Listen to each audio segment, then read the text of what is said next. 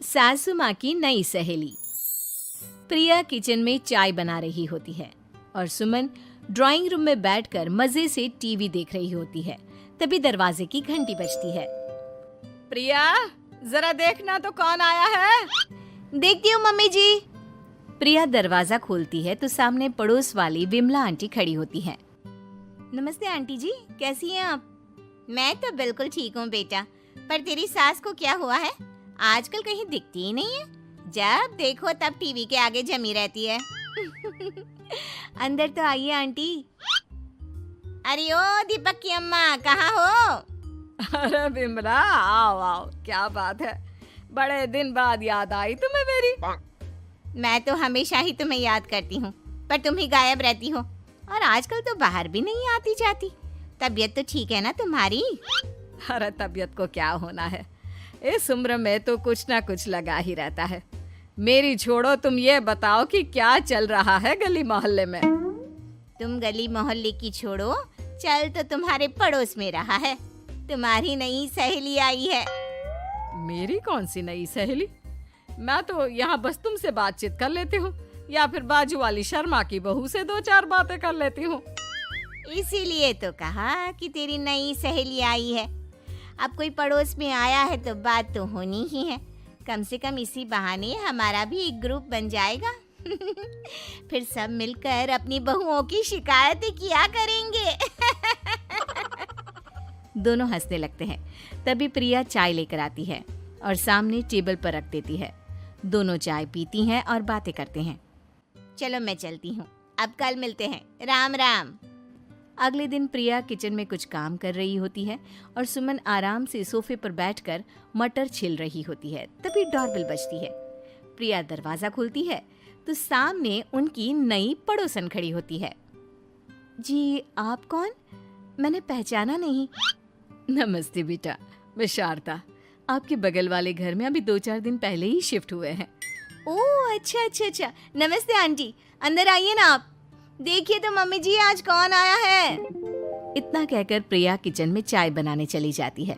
नई पड़ोसन को घर पे देखकर सुमन थोड़ा हैरान हो जाती है। नमस्ते बहन जी, मैं शारदा, आपकी नई पड़ोसन।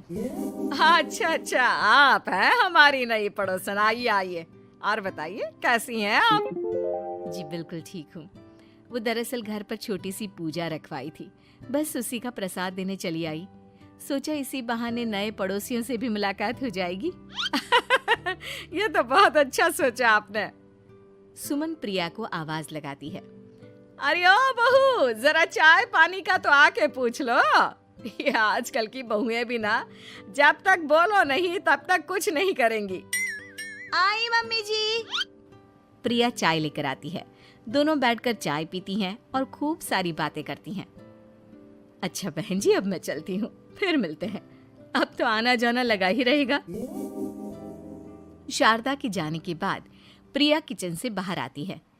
क्या बात है मम्मी जी, आप दोनों को देखकर तो लगा ही नहीं कि पहली बार मिल रही हो।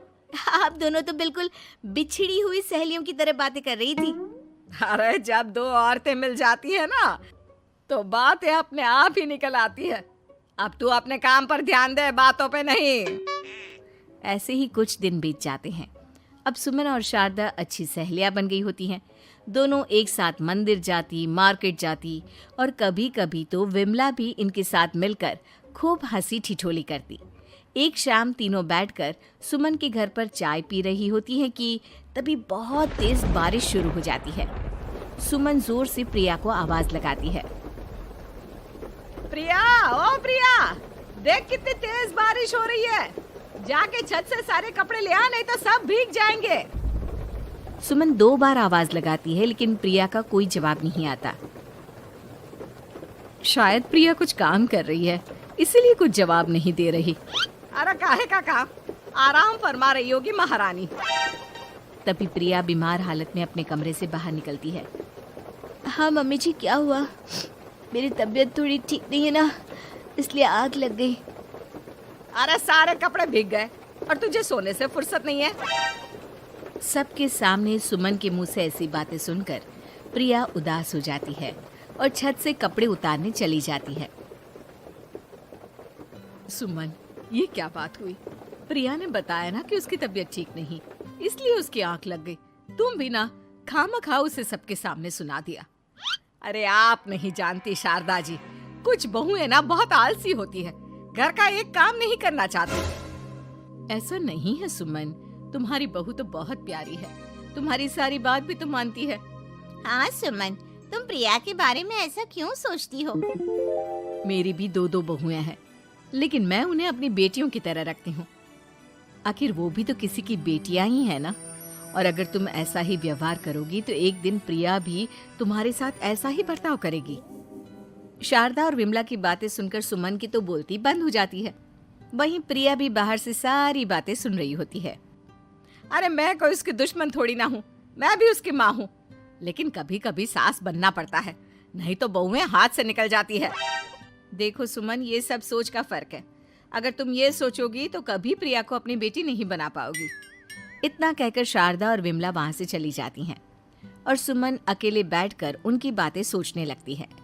अगले दिन प्रिया और दीपक अपने कमरे में बैठकर बात कर रहे होते हैं और सुमन उनके कमरे के बाहर कुछ काम कर रही होती है और उन दोनों की बातें सुन लेती है।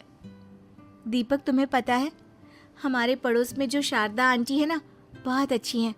अच्छा, ऐसा क्या हो गया जो तुम्हें वो इतनी अच्छी लगने लग गई? कुछ खास नहीं, बस कल जब मम्मी जी मुझे सबके सामने सुना रही थी तो शारदा आंटी ने मेरा साथ दिया।